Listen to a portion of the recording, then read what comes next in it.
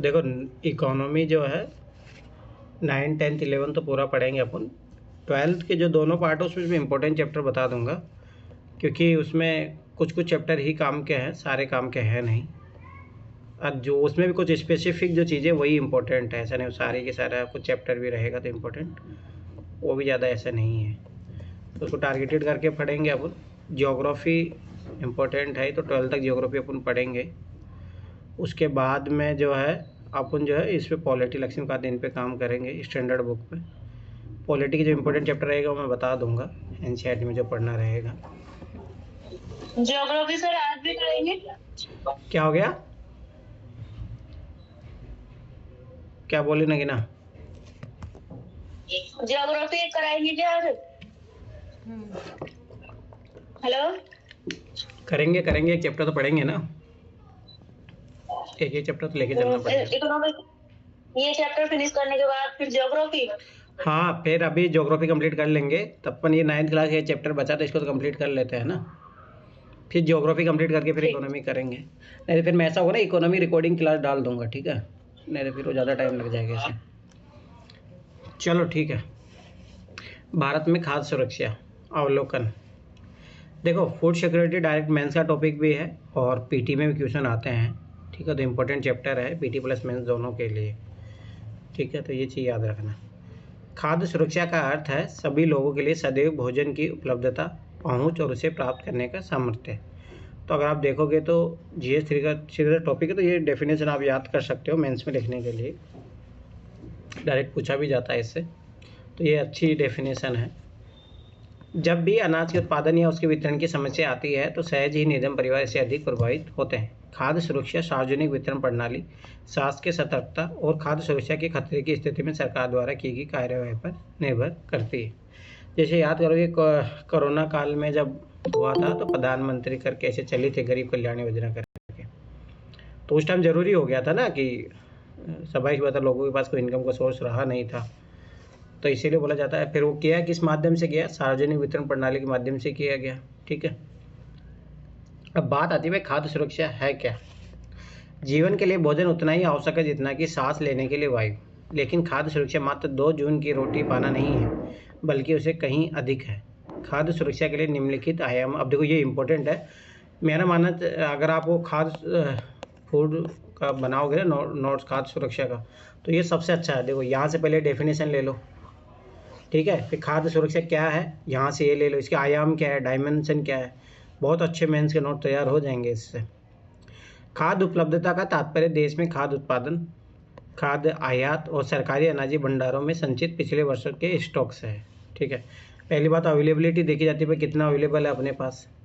पहुंच का मतलब एक्सेस कितना है कि खाद्य की प्रत्येक व्यक्ति को मिलता रहे, ऐसा भी होता, ऐसा नहीं कि भंडार घर में पड़ा है, लोगों के पास कैसे पहुंचेगा, तो सार्वजनिक वितरण प्रणाली है उसके थ्रू पहुंचेगा।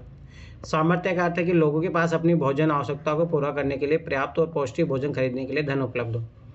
तो इसमें सरकार फिर क्या करती है कि वो कम प्राइस करती है, जैसे 1 रुपये 2 रुपये किलो ऐसे करके करती है, क्योंकि उनको पता है कि लोगों के पास इतनी कैपेबिलिटी नहीं है कि वो खरीद पाए। किसी देश में खाद्य सुरक्षा केवल तभी सुनिश्चित होती है जब सभी लोगों के लिए पर्याप्त खाद्य उपलब्ध हो, सभी लोगों के पास स्वीकार्य गुणवत्ता के खाद्य पदार्थ खरीदने की क्षमता हो और खाद्य की उपलब्धता में कोई बाधा नहीं हो। तो स्वाभाविक सी बात है ये चीज़ें होनी चाहिए, नहीं तो स्वाभाविक सी बात है मान लो कि सबको देने के लिए नहीं है तो फिर क्या होगा, वो तो वही फिर जैसे होता है इन्फ्लेशन आ जाएगा, तो वो सारी चीज़ें भी रहती है। खाद्य सुरक्षा क्यों क्यों ज़रूरी है। समाज का अधिक गरीब वर्ग तो हर समय खाद्य असुरक्षा से ग्रस्त हो सकता है, परंतु जब देश भूकंप, सूखा, बाढ़, सुनामी, फसलों की खराब होने से पैदा हुई अकाल आदि राष्ट्रीय आपदाओं से गुजर रहा हो तो निर्धनता रेखा से ऊपर के लोग भी खाद्य असुरक्षा से ग्रस्त हो सकते हैं। स्वाभाविक सी बात है मान लो कि जो परिवार अभी नहीं है, मान लो कि उनका फूड सरप्लस है परंतु अचानक से अकाल आ गया तो वो भी तो उसको भी दिक्कत हो जाएगी ना, तो इसलिए उनको भी काउंट किया जाता है उसमें। 1970 के दशक में खाद्य सुरक्षा का अर्थ था आधारिक खाद्य पदार्थों की सदैव पर्याप्त उपलब्धता। अमर्त्य सेन ने खाद्य सुरक्षा में एक नया आयाम जोड़ा और हकदारियों के आधार पर खाद्य तक पहुंच पर जोर दिया। हकदारियों का अभिप्राय राज्य या सामाजिक रूप से उपलब्ध कराई गई अन्य पूर्तियों के साथ साथ उन वस्तुओं से है जिनका उत्पादन और विनिमय बाजार में किसी व्यक्ति द्वारा किया जा सकता है। तदनुसार खाद्य सुरक्षा के अर्थ में काफ़ी परिवर्तन हुआ है। विश्व खाद्य शिखर सम्मेलन 1995 में यह घोषणा की गई कि वैयक्तिक, पारिवारिक, क्षेत्रीय, राष्ट्रीय तथा वैश्विक स्तर पर खाद्य सुरक्षा का अस्तित्व तभी है जब सक्रिय और स्वस्थ जीवन व्यतीत करने के लिए आहार संबंधी जरूरतों और खाद्य पदार्थों को पूरा करने के लिए पर्याप्त, सुरक्षित एवं पौष्टिक खाद्य तक सभी लोगों की भौतिक एवं आर्थिक पहुँच सदैव हो। तो ये मतलब भाई स्वाभाविक सी बात है कि सबसे मेन इंपॉर्टेंट यही है। जैसे मान लो कि अभी अफ्रीका महाद्वीप में अगर भुखमरी है तो वहाँ पे क्या दिक्कत होगी, फिर वो जैसे जैसे जहाज़ से जो जाता है सोमालिया वोमालिया, वहाँ पे वो अटैक करेंगे। तो विश्व के लिए भी ज़रूरी है कि सब जगह खाद की अवेलेबिलिटी हो। इसके अतिरिक्त घोषणा में यह भी स्वीकार किया गया है कि खाद्य तक पहुँच बढ़ाने में निरंतर का उन्मूलन किया जाना परमावश्यक है। तो स्वाभाविक सी बात है, जब गरीबी ऑटोमेटिक हट जाएगी तो खाद्य सुरक्षा ऑटोमेटिक हो जाएगी। तो इसलिए बोला जाता है सरकार के कार्यक्रम मल्टी डायमेंशनल होते हैं। अब जैसे मान लो एक व्यक्ति को खाना नहीं मिल रहा तो कमाने भी नहीं जा सकता ना, तो जब खाना मिलेगा तो ऑटोमेटिक कमाएगा भी। जब कमाएगा तो आत्मनिर्भर बनेगा, तो ऑटोमेटिक जो सरकार के खाने, जो सरकारी खाना मिलता है उसको कमी अपने इनकम के अनुसार खाएगा। तो वो दोनों चीज़ होती है। किसी आपदा के समय खाद्य सुरक्षा कैसे प्रभावित होती है? किसी प्राकृतिक आपदा जैसे सूखे के कारण खाद्यान्न की कुल उपज में गिरावट आती है, ठीक है। इससे प्रभावित क्षेत्र में खाद की कमी हो जाती है। खाद की कमी के कारण कीमतें बढ़ जाती है। कुछ लोग ऊंची कीमतों पर खाद्य पदार्थ नहीं खरीद सकते। अगर यह आपदा अधिक विस्तृत क्षेत्र में आती है या अधिक लंबे समय तक बनी रहती है तो भुखमरी की स्थिति पैदा हो सकती है। व्यापक भुखमरी से अकाल की स्थिति बन सकती है। तो याद रखना, ये भी चीज़ रखना, जैसे आपदा आएगी पहले, आपदा के बाद में भुखमरी आती है और भुखमरी के बाद में अकाल आता है। तो ये तीनों प्रोसेस भी होती है, ये चीज़ याद रखना। अकाल के दौरान बड़े पैमाने पर मौतें होती है। जो भुखमरी तथा विवश होकर दूषित जल या सड़े भोजन के प्रयोग से फैलने वाली महामारी तथा भुखमरी से उत्पन्न कमजोरी से रोगों की प्रति शरीर की प्रतिरोधी क्षमता में गिरावट के कारण होती है। तो फिर जब अकाल आएगा तो स्वाभाविक सी बात है, खाना नहीं रहेगा, पीने के लिए पानी नहीं रहेगा, महामारी फैल जाएगी, तो और ज़्यादा संकट बढ़ जाता है। भारत में जो सबसे भयानक अकाल पड़ा था 1943 का बंगाल का अकाल था। इस अकाल में भारत के बंगाल प्रांत में 30 लाख लोग मारे गए थे। सोचिए, तो सरकारी डाटा है कितने लोग मरे होंगे। क्या आपको मालूम है कि बंगाल के अकाल में सबसे अधिक कौन लोग प्रभावित हुए? सब जो गरीब थे। चावल की कीमतों में भारी वृद्धि से खेतिहर मजदूर, मछुआरे, परिवहन कर्मी और अन्य अनियमित श्रमिक सबसे अधिक प्रभावित हुए। इस अकाल में सबसे अधिक वही मरे। तो बंगाल प्रांत में चावल की उपज कैसे होती? 1938 में 85 उत्पादन इतना हुआ, आयात कुछ किया गया नहीं। तो ये भी तो देखो, इसलिए तो अपन जब कम स्टॉक होता है, कम उत्पादन होता है तो भारत आयात कर लेता है। फिर 1939 में और कम उत्पादन हुआ, आयात कुछ किए, पर देखो टोटल तो उतना ही कम, उल्टा कम हो गया। 40 में देखो 82 हुआ, 3 किए, फिर 85 रहा, तो 70 रहा, फिर 92 रहा, फिर 79 नहीं रहा। तो इससे पता लगता है कि कितना वो दिक्कत हो गई थी।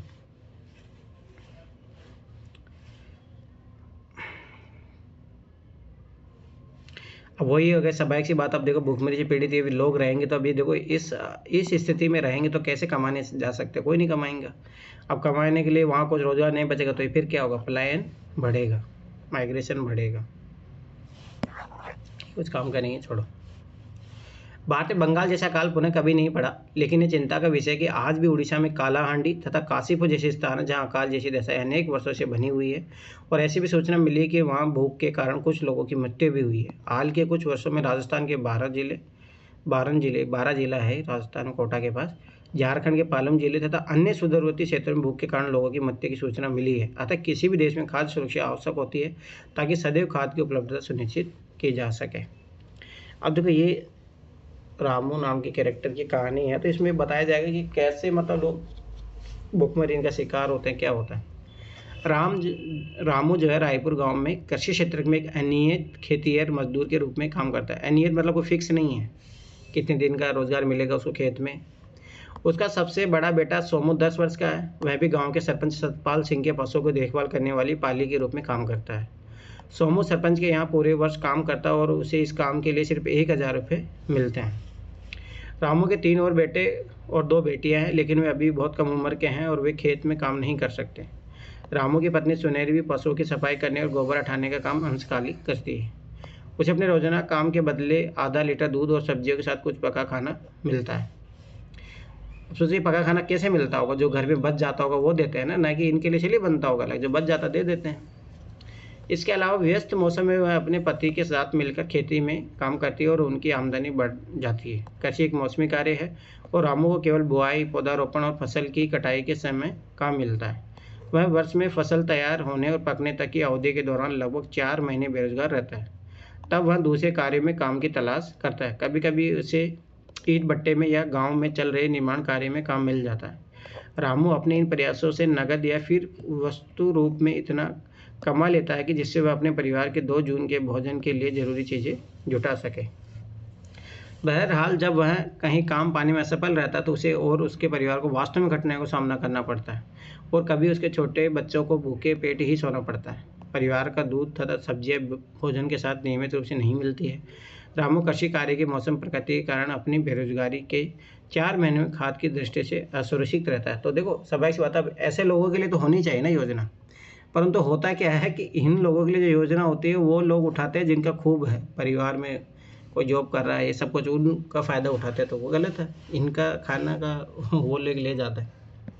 खाद असुरक्षित कौन है भाई? स्वाभाविक सी बात है, किसके सामने चैलेंजेस रहता है, जैसे रामू का अपने स्टोरी पढ़ा, ऐसे लोगों का रहता है।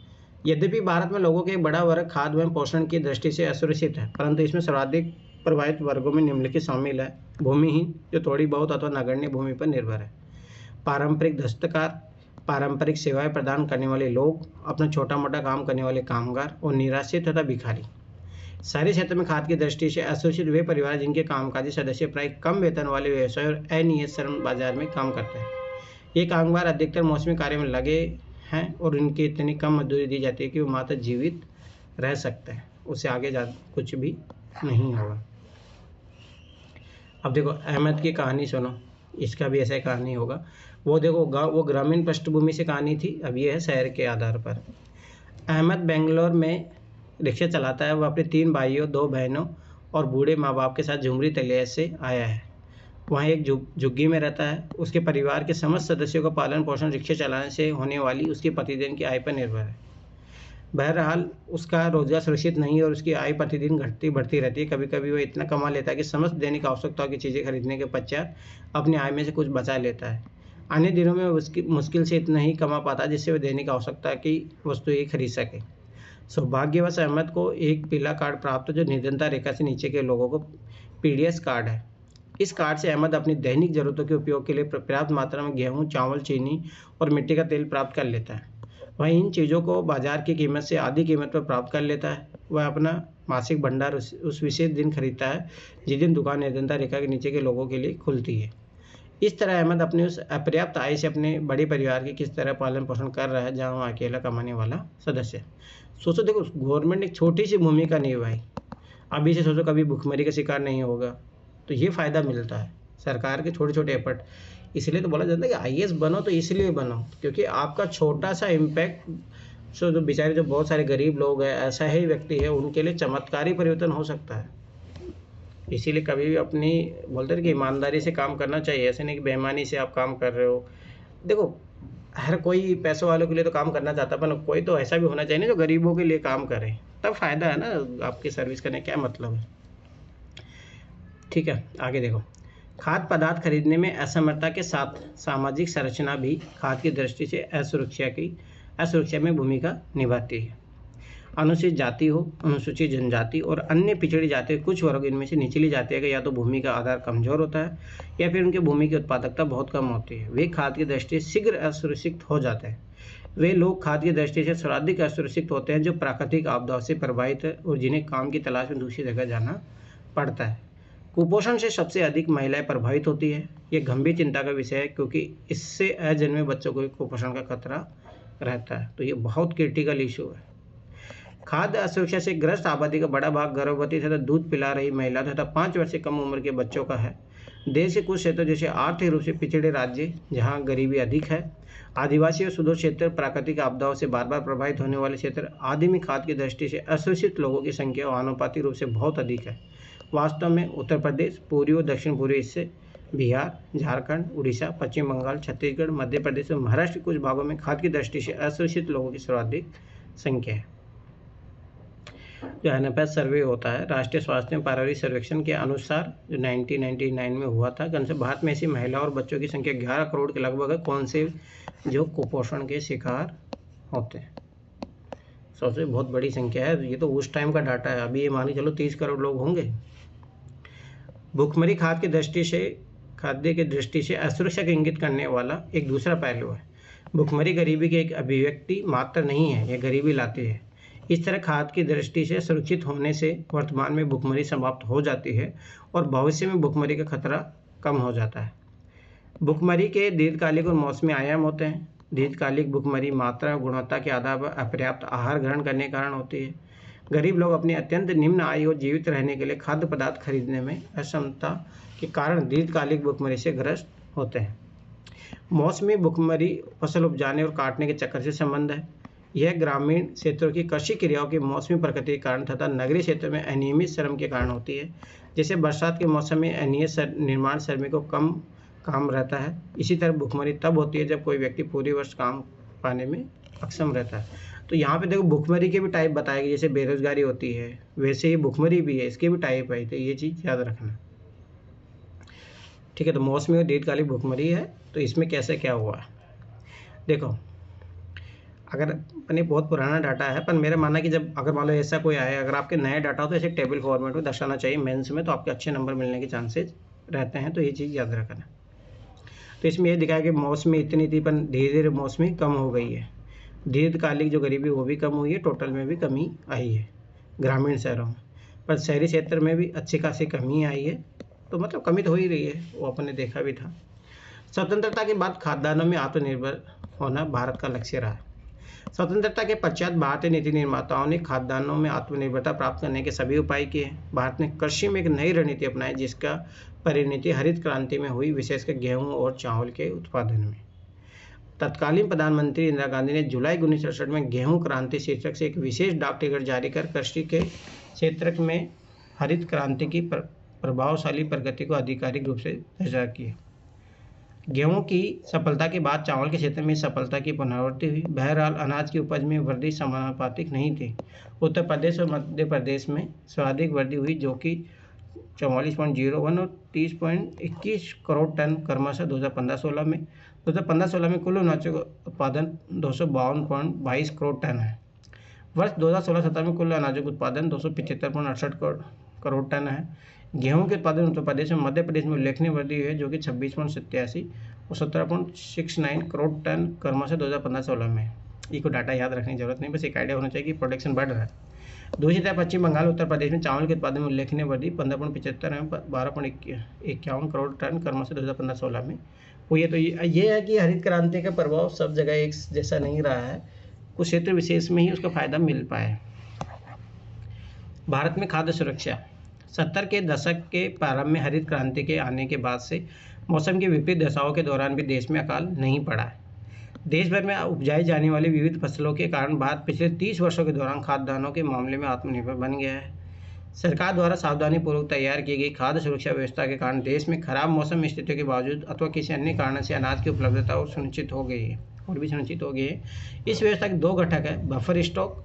बफर स्टॉक में क्या होता है कि जैसे MSP के द्वारा कलेक्ट किया जाता है यहाँ पे, ठीक है। ये IFS के जो गोदाम होते हैं, मैं खुद गया भी हूँ एक बार वहाँ विजिट, जहाँ पे अनाज वनाज रखा जाता है। फिर यहाँ से डिस्ट्रीब्यूशन, जो सार्वजनिक वितरण प्रणाली जो आप देखते होंगे, आपके गांव में भी होगा, शहरों में भी होता है, वहाँ पे जाके इनको डिस्ट्रीब्यूट किया जाता है। तो यूपीएससी क्वेश्चन भी पूछा 2019 में से रिलेटेड, PT में आया है क्वेश्चन। अब देखो भारत का बढ़ता जा रहा है, तो ये भी एक बहुत बड़ी उपलब्धि है। बफर स्टॉक क्या है? बफर स्टॉक भारतीय खाद्य निगम के माध्यम से, देखो FCI में बोला था ना, के माध्यम से सरकार द्वारा अधिप्राप्त अनाज, गेहूं और चावल का भंडारण। तुम्हें पता सबसे ज़्यादा करप्शन यहीं पे, सबसे ज़्यादा भ्रष्टाचार। इसमें क्या होता है मैं एक बताता हूँ। देखो सबसे पहली बात क्या होती है, जैसे मान लो कि यहाँ पे MSP के द्वारा सब किसान मान लो कि देखे जाते हैं, अनाज यहाँ पे रख दिया जाता है, ठीक है, और बहुत बड़े लेवल पे रखा रहता है। अब क्या होता है मार्केट में, तुम्हें पता बहुत सारे मंडी वाले या बहुत सारे दुकानदार होते हैं, वो लोग क्या रखते हैं कि जैसे मान लो कि दुकानों में बेचने के लिए रखे तो उनके पास पुराना हो गया है। अब वो क्या करेंगे, यहाँ पे कांटेक्ट करेंगे FCI के लोगों से, ठीक है, फिर वो क्या करेंगे, इनको रिप्लेस कर लेते हैं, इनको भी कुछ पैसा दे देते हैं, करप्शन होता है, तो ठीक है, तो यहाँ से वो नया अनाज ले जाते हैं, पुराना अनाज दे दिया जाता है। इसीलिए कभी देखना, जो सार्वजनिक वितरण प्रणाली के द्वारा जो अनाज मिलता है वो खाने लायक नहीं होता है। सोचो, कारण उसका ये है, भ्रष्टाचार का गढ़ है ये। तो ऐसी दिक्कत है, क्या ही करोगे। वही तो बोला, देखो IAS बनना तो इस चीज़ों के लिए बनो, नहीं तो क्या ही मतलब है। सब पेट तो अपने सभी भर रहे हैं, कोई मतलब है सैली। आप सोचो, मान लो कि आप कल FCI में बन के जाते हो अधिकारी, तो वहाँ पे काम करो, वहाँ पे IAS अधिकारी, ध्यान रखो। यही तो पता होना चाहिए ना कि आप जिस फील्ड में काम कर रहे हो, आपको पता होना चाहिए कि कहाँ कहाँ करप्शन हो रहा है। आपको मैं बता दूँ, देखता हूँ कौन ख़त्म करता है इसको। चलो, भारतीय खाद्य निगम अधिशेष उत्पादन वाले राज्यों में किसानों से गेहूं और चावल खरीदता है। किसानों को उनकी फसल के लिए पहले से घोषित कीमतें दी जाती है। इस मूल्य को न्यूनतम समर्थित कीमत कहा जाता है। इन फसलों के उत्पादन को प्रोत्साहन देने के उद्देश्य से बुआई के मौसम से पहले सरकार न्यूनतम समर्थित कीमत घोषणा करती है, जो कि MSP कहलाता है। तो ये याद रखना कि मौसम से, बुआई से पहले ही सरकार घोषणा करती है। ये वेरी वेरी इंपॉर्टेंट, PT में क्वेश्चन पूछा जा सकता है इस टाइप से। खरीदे हुए अनाज खाद्य भंडारों में रखे जाते हैं। क्या आप जानते हैं कि सरकार बफर स्टॉक क्यों बनाती है? ऐसा कमी वाले क्षेत्रों में और समाज के गरीब वर्गों में बाजार कीमत से कम कीमत पर अनाज के वितरण के लिए किया जाता है। इस कीमत को निर्गम कीमत भी कहते हैं। यही UPSC ने क्वेश्चन पूछा था 2019 में, UPSC 2019 PT में पूछा था क्वेश्चन। यह खराब मौसम में या फिर आपदा काल में अनाज की कमी की समस्या को हल करने में भी मदद करता है। सार्वजनिक वितरण प्रणाली क्या है? भारतीय खाद्य निगम द्वारा अधिप्राप्त अनाज को सरकारी विनियमित राशन दुकानों के माध्यम से समाज के गरीब वर्गों में वितरित करती है। इसे सार्वजनिक वितरण प्रणाली PDS कहते हैं। यहाँ पे भी बहुत बड़ा भ्रष्टाचार चलता था, वो तो अब थोड़ा बहुत डिजिटलाइजेशन हो गया है, नहीं तो ये सबसे बड़ा भ्रष्टाचार का गढ़ था। अब देखो यहाँ पे कैसे भ्रष्टाचार होता है, मैं बताता हूँ कुछ एग्जाम्पल। जैसे मान लो यहाँ अनाज आया, पहले से वो सड़ा अनाज आया यहाँ पे, अब इसमें ये क्या करेगा, थोड़ा बहुत कंकर मिला देता है, या वो जो आता है ना गुठलियाँ जो कम भी देते हैं। हाँ, नापने में गड़बड़ी कर देगा, ऐसे करके डीलर बोलते थे हमारे गांव में उस टाइम। तो ये अच्छा खासे लेवल पे यहाँ पे करप्शन होता है यहाँ पे भी। वो तो अब थोड़ा ऑनलाइन हो गया, सारी चीज़ें हो गई है, बहुत सारी होता है। दूसरा क्या होता है, जब बफर स्टॉक से सार्वजनिक वितरण प्रणाली के अंदर जाता है ना, तो यहाँ पे पहले क्या होता है, ट्रक के द्वारा जा रहा है, बीच में रोक लिया, वहाँ से पुरानी जो कट्टे चढ़ा दिए, नए कट्टे निकाल लिए, ऐसा भी काम चलता था। इसलिए कभी नोटिस करना, जब भी आप अगर PDS जाते हो तो उसमें है ना, सरकारी कट्टों पे है ना, सरकार की मोहर लगी रहती है। जो अनाज को डिलीवर करने आता, छत्तीसगढ़ का एक मॉडल है, उसमें उन ट्रकों को पीला कर दिया जाता है, ताकि सब पहचान जाए कि ये तो वो वाला मतलब जा रहा है, तो ताकि भ्रष्टाचार कम हो। तो ये चीज़ें याद रखना, मेंस के लिए इम्पोर्टेंट है। अब अधिकांश क्षेत्रों, गाँवों, कस्बों और शहरों में राशन की दुकानें हैं। देश भर में लगभग 5.5 लाख राशन की दुकानें हैं। राशन की दुकान में जिन्हें उचित दर वाली दुकानें भी कहा जाता है। चीनी, खाद्यान्न और खाना पकाने के लिए मिट्टी के तेल का भंडार होता है। पहले मिलते थे, साबुन भी मिलते थे, पर अब नहीं मिलता। उस टाइम ज़रूरत थी, मुझे याद अच्छे तरीके से 2000 से पहले मिलते थे। हाँ, 2005 से पहले साबुन ही मिलता था, केरोसिन तेल भी मिलता था, चीनी मिलती थी, ये सब मिलता था। पर अब नहीं, अब तो उन्हें खाद्यान्न के जो है यही सामान मिलता है। ये सब बाजार कीमत से कम कीमत पर लोगों को बेचा जाता है। राशन कार्ड रखने वाला कोई भी परिवार प्रति माह इनकी एक अनुबंधित मात्रा, जैसे 35 किलोग्राम अनाज, 5 लीटर मिट्टी का तेल, 5 किलोग्राम चीनी आदि निकटवर्ती राशन की दुकान से खरीद सकता है। ये पहले की बात है, अब ये चीज़ें मिलती नहीं हैं। राशन कार्ड 3 प्रकार के होते हैं, ये चीज़ याद रखना, बहुत सारे लोगों को यही नहीं पता होता है। निर्धनों में भी, निर्धन लोगों के लिए अंत्योदय कार्ड है, जो गरीबों में गरीब है उसके लिए अंत्योदय कार्ड है। निर्धनता रेखा से नीचे के लिए BPL कार्ड है, और अन्य लोगों के लिए APL कार्ड होता है। इस टाइप की दुकान होती है, वहाँ पे ऐसे सामान मिलता है। ठीक है। भारत में राशन व्यवस्था की शुरुआत बंगाल के अकाल की पृष्ठभूमि में 1940 के दशक में हुई। हरित क्रांति से पूर्व भारी खाद्य संकट के कारण 60 के दशक के दौरान राशन प्रणाली पुनः जीवित की गई। गरीबी के उच्च स्तरों को ध्यान में रखते हुए 70 के दशक के माध्यम से NSSO की रिपोर्ट के अनुसार खाद्य संबंधी 3 महत्वपूर्ण अंतर्क्षेप कार्यक्रम प्रारंभ किए गए। पहले था सार्वजनिक वितरण प्रणाली, जो पहले से ही थी लेकिन उसे और मजबूत किया गया। एकीकृत बाल विकास सेवाएं ICDS, याद रखना, इज वेरी वेरी इंपॉर्टेंट, जो प्रायोगिक आधार पर 1975 में शुरू की गई। पीछे से डायरेक्ट क्वेश्चन पूछा जाता है ऐसा ही, कब से शुरू हुआ है, क्या है। और काम के बदले अनाज, जो कि 1977 और 78 में प्रारंभ किया गया। इन वर्षों में कई नए कार्यक्रम शुरू किए गए और कार्यक्रम को चलाने के बढ़ते अनुभव के आधार पर अन्य कार्यक्रमों का पुनर्गठन किया गया। वर्तमान अनेक गरीबी उन्मूलन कार्यक्रम चल रहे हैं जो अधिकतर ग्रामीण क्षेत्रों में। इनमें स्पष्ट रूप से घटक है खाद भी है, जहाँ सार्वजनिक वितरण प्रणाली, दोपहर का भोजन आदि विशेष रूप से खाद्य की दृष्टि से सुरक्षा के कार्यक्रम हैं। अधिकतर पीएपी भी खाद्य सुरक्षा बढ़ाते हैं। रोजगार कार्यक्रम जो है गरीबों की आय में बढ़ोतरी कर और खाद्य सुरक्षा में बड़ा योगदान देते हैं। अभी प्रेजेंट सिचुएशन क्या है सार्वजनिक वितरण प्रणाली की? सार्वजनिक वितरण प्रणाली खाद्य सुरक्षा सुनिश्चित करने की दिशा में भारत सरकार का सर्वाधिक महत्वपूर्ण कदम है। प्रारंभ में यह प्रणाली सबके लिए थी और निर्धनों और गैर निर्धनों के बीच में कोई भेद नहीं किया जाता था। बाद के वर्षों में सार्वजनिक वितरण प्रणाली को अधिक दक्ष और अधिक लक्षित बनाने के लिए संशोधित किया गया और 1992 में देश के 1700 ब्लॉकों में संशोधित सार्वजनिक वितरण प्रणाली शुरू की गई। इसका लक्ष्य दूर दराज और पिछड़े क्षेत्रों में सार्वजनिक वितरण प्रणाली से लाभ पहुंचाना था। जून 1997 में सभी क्षेत्रों में गरीबों को लक्षित करने के सिद्धांत को अपनाने के लिए लक्ष्य सार्वजनिक वितरण प्रणाली को प्रारंभ किया गया। तो ये चीज़ याद रखना, टारगेटेड। यह पहला मौका था जब निर्धनों और गैर निर्धनों के लिए विभेदक कीमत नीति अपनाएगी, मतलब थोड़ा प्राइस का डिफरेंस भी रखा गया। इसके अलावा 2000 में 2 विशेष योजनाएं, अंत्योदय अन्न योजना और अन्नपूर्णा योजना प्रारंभ की गई। ये योजनाएं क्रमशः गरीबों में भी सर्वाधिक गरीब और दीन वरिष्ठ नागरिक समूह पर लक्षित है। तो ये याद रखना, ये अन्नपूर्णा योजना इनके लिए और अंत्योदय अन्न योजना जो गरीबों में सबसे गरीब है उनके लिए है। इन दोनों योजनाओं का संचालन सार्वजनिक वितरण प्रणाली के वर्तमान नेटवर्क से जोड़ दिया गया है। सार्वजनिक वितरण प्रणाली कुछ महत्वपूर्ण विशेषताओं को सारांश 4.3 में दिया गया है। तो ये है, एक मिनट इधर ये देखो, भारतीय खाद्य सुरक्षा अधिनियम 2013 is very very important. Congress government जब जा रही थी तो उन्होंने सोचा कि हम ऐसा कुछ काम कर जाते हैं कि हमें, जब इन्होंने 2005 में जब ये लाया था ना मनरेगा, तो उनको उसी के आधार पर सरकार बना ली थी। उनको लगा कि ये भी बहुत बड़ा बदलाव होगा, है अच्छा है, पर कांग्रेस 2012 में करना चाहिए था इनको। 12 में तो किया था, मतलब 2013 में बिल आया, फिर ये तो चुनाव से पहले ही किया था इन्होंने। लोगों को थोड़ा सा भारतीय खाद्य सुरक्षा अधिनियम 2013 के तहत खाद्य एवं पोषण संबंधी सुरक्षा सस्ती कीमतों पर उपलब्ध कराई जा सके ताकि मानव गरिमा में जीवन निर्वाह कर सके। इस अधिनियम के तहत 75% ग्रामीण जनसंख्या, 50% शहरी जनसंख्या को योग्य परिवारों में वर्गीकृत किया गया है। वेरी वेरी इंपॉर्टेंट डाटा, ये चीज़ याद रखना। इन वर्षों के दौरान सार्वजनिक वितरण प्रणाली मूल्यों को स्थिर बनाने और सामर्थ्य अनुसार कीमतों पर उपभोक्ताओं को खाद्यान्न उपलब्ध कराने की सरकार की नीति में सर्वाधिक प्रभावी साधन सिद्ध हुई। इसने देश के अनाज के अधिशेष क्षेत्रों में कमी वाले क्षेत्रों में खाद्य पूर्ति के माध्यम से अकाल और भुखमरी की व्यापकता को रोकने में एक महत्वपूर्ण भूमिका निभाई। इसका बहुत बड़ा रोल रहा, क्योंकि जैसे मान लो हरियाणा में यहाँ पे बहुत ज़्यादा अनाज हो रहा है और पता लगा छत्तीसगढ़ में भुखमरी है, तो यहाँ से ट्रांसपोर्ट कर दिया गया, तो इसके कारण बहुत चीज़ें सही हुई। इसके अतिरिक्त आमतौर पर निर्धन परिवारों के पक्ष में कीमतों का संशोधन होता रहा। न्यूनतम समर्थित कीमत और अधिक प्राप्ति ने खाद्यान्नों के उत्पादन की वृद्धि में योगदान दिया है तथा कुछ क्षेत्रों में किसानों की आय सुरक्षा भी प्रदान की है।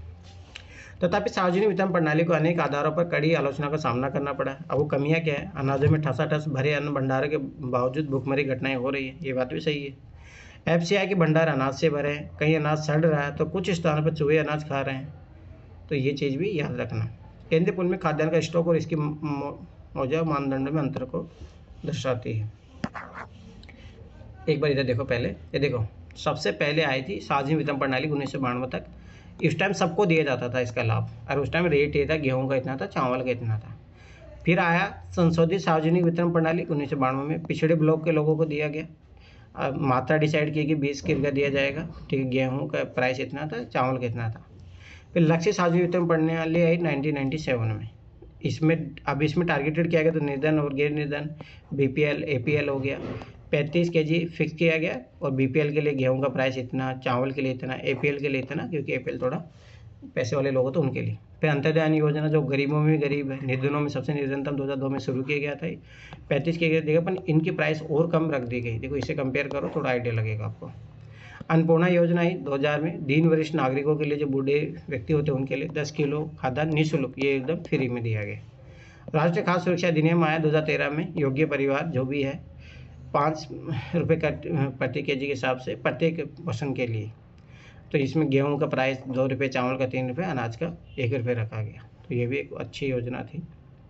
अब देखो, अपने पास स्टॉक कितना है, बफर स्टॉक कितना है, नहीं बफर नॉन और ये एक्चुअल स्टॉक जो भी है, मतलब इसकी कमी पाई जाती है कि भारत के पास है ज़्यादा स्टॉक पर अपन वितरण कम ही कर पा रहे हैं। अब यहाँ वो अंत्योदय अन्न योजना, अंत्योदय अन्न योजना दिसंबर 2000 में शुरू की गई थी। इस योजना के अंतर्गत लक्ष्य सार्वजनिक वितरण प्रणाली में आने वाले निर्धनता रेखा से नीचे के परिवारों में से 1 करोड़ लोगों की पहचान की गई। संबंधित राज्य के ग्रामीण विकास विभागों ने गरीबी रेखा से नीचे के गरीब परिवारों का सर्वेक्षण के द्वारा चुना गया। 2 रुपये प्रति किलोग्राम गेहूं और 3 रुपये प्रति किलोग्राम की अत्यधिक आर्थिक सहायता प्राप्त दर पर प्रत्येक पात्र परिवार को 25 किलोग्राम अनाज उपलब्ध कराया गया। अनाज की यह मात्रा अप्रैल 2002 में 25 किलोग्राम से बढ़ाकर 35 किलोग्राम कर दी गई और जून 2003 और अगस्त 2004 में इसे 50-50 लाख अतिरिक्त बीपीएल परिवार 2 बार जोड़े गए। इसी योजना में आने वाले परिवारों की संख्या 2 करोड़ हो गई। अब सोचो 2 करोड़ जो बहुत गरीब से गरीब है उनके हालात है। सहायक की सब्सिडी वह भुगतान है जो सरकार द्वारा किसी उत्पादक को बाजार कीमत की अनुपूर्ति के लिए किया जाता है। सहायकी से घरेलू उत्पादकों के लिए ऊंची आय कायम रखते हुए उपभोक्ता कीमतों को कम किया जा सकता है। जैसे पहले मेंस में क्वेश्चन आया था, देखो इसका मतलब यही होता है, जैसे देखो किसान से जब सरकार खरीदती है एमएसपी पे, ध्यान से समझना, तो किसान को तो एक्चुअल दाम मिलेगा ना जो मार्केट में चल रहा है। तो मान लो कि 15 रुपये केजी के हिसाब से मिला, परंतु अब इनको पीडीएस के थ्रू बांटना है। अब ये 27 बातें यहाँ मान लो कि 3 रुपये में दिया जा रहा है, तो ये 12 रुपये का मार्जिन कौन दे रहा है? ये सरकार दे रही है। तो सरकार ये जो देती है इसको कहा जाता है सब्सिडी। तो ये चीज़ याद रखना, जो मार्जिन है उसको सब्सिडी कहते हैं। मैं स्वाभाविक सी बात है, किसान को अपन दे रहे 15 रुपये और जिनको अनाज दे रहे उनसे ले रहे 3 रुपये, तो 12 रुपये कौन देगा फिर? तो सरकार देती है, तो उसको बोला जाता है सब्सिडी। वर्ष 2014 में एफसीआई के पास गेहूं और चावल का भंडार 65.2 करोड़ टन था, जो न्यूनतम बफर प्रतिमान से बहुत अधिक था। फिर भी यह बफर स्टॉक प्रतिमानों से लगातार ऊंचा बना रहा। सरकार द्वारा शुरू की गई विभिन्न योजनाओं के अधीन खाद्यान्नों के वितरण के द्वारा स्थिति में सुधार हुआ।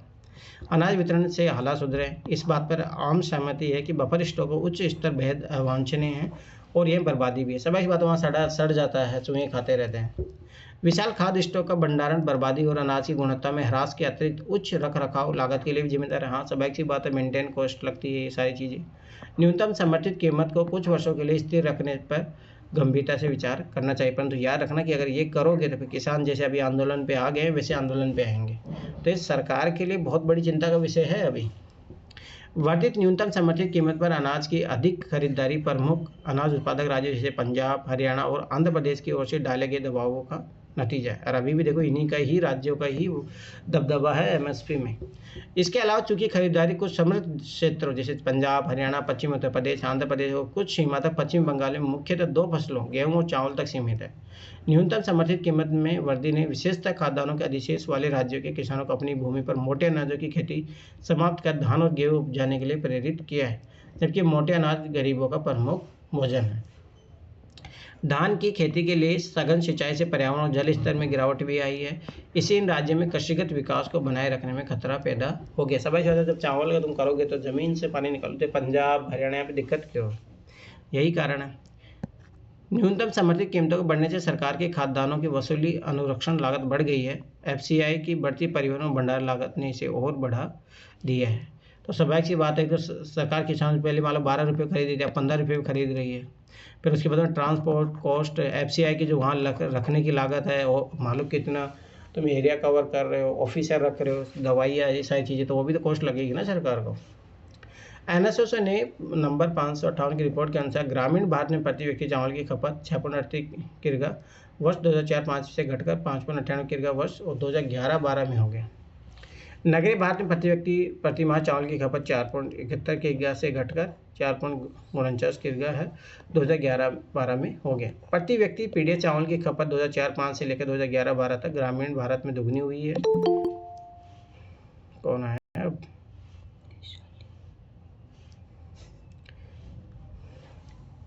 और नगरीय भारत में 66% बढ़ी है। पीडीएस गेहूं की प्रति माह प्रति व्यक्ति खपत 2004-05 से ग्रामीण और नगरीय भारत में दोगुना हो गई है।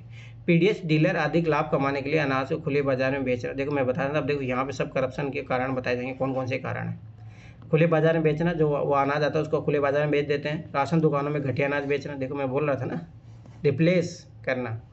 दुकानदार कभी कभार खोलना जैसे उपचार करते, मतलब कभी जब मान लो लोग लेने आ रहे हैं उस दिन खोला ही नहीं दुकान, तो बेचारे फिर जो नहीं लेके जाते हैं उनको वो सामान बेच देता है। राशन की दुकानों में घटिया किस्म के अनाज का पड़ा रहना आम बात है जो बिक नहीं पाता। यह एक बड़ी समस्या साबित हो रही है।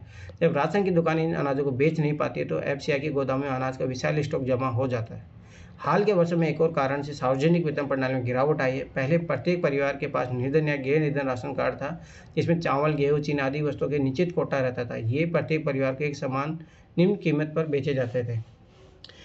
आज आप जो 3 प्रकार के कार्ड और कीमतों की श्रृंखला देखते हैं, पहले ये नहीं थी। बड़ी संख्या में परिवार राशन की दुकानों से अनाज खरीद सकते थे। हाँ, इनका कोटा निश्चित था। इनमें निम्न आय वर्ग के परिवार शामिल थे, जिनकी आय निर्धनता रेखा से नीचे के परिवारों की आय से थोड़ी ही अधिक थी। अब 3 भिन्न कीमतों वाले टीपीडीएस की व्यवस्था में निर्धनता रेखा से ऊपर वाले किसी भी परिवार को राशन दुकान पर बहुत कम छूट मिलती है।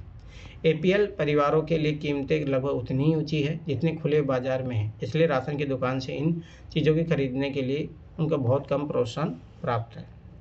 तो ये भी एक बहुत बड़ी दिक्कत है। तो ये चीज़ याद रखनी, ये भाई कमियां हैं।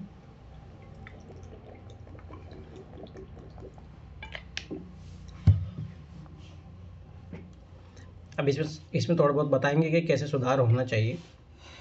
सहकारी समितियों खाद्य सुरक्षा में भूमिका। भारत में विशेषकर देश के दक्षिण और पश्चिमी भागों में सहकारी समितियां भी खाद्य सुरक्षा में एक महत्वपूर्ण भूमिका निभा रही है। अब याद रखना, ये भी टॉपिक है अपने सिलेबस का।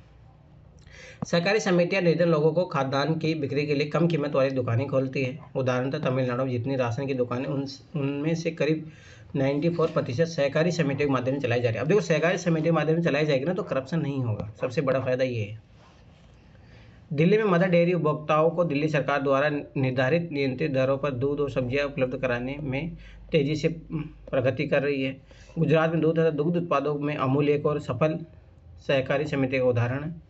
इसने देश में श्वेत क्रांति ला दी है। देश के विभिन्न भागों में कार्यरत सहकारी समितियों के और अनेक उदाहरण हैं जिन्हें समाज के विभिन्न वर्गों के लिए खाद्य सुरक्षा सुनिश्चित करवाई है।